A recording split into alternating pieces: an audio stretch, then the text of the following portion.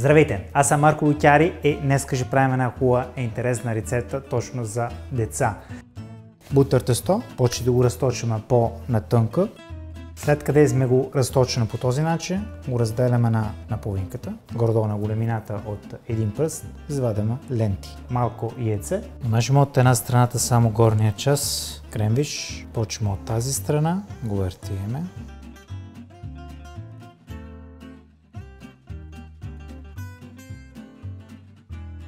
След къде сме ги затворени с бутър тесто, сега сме ги мажене с яйцето отгоре и пускаме сусанови семки.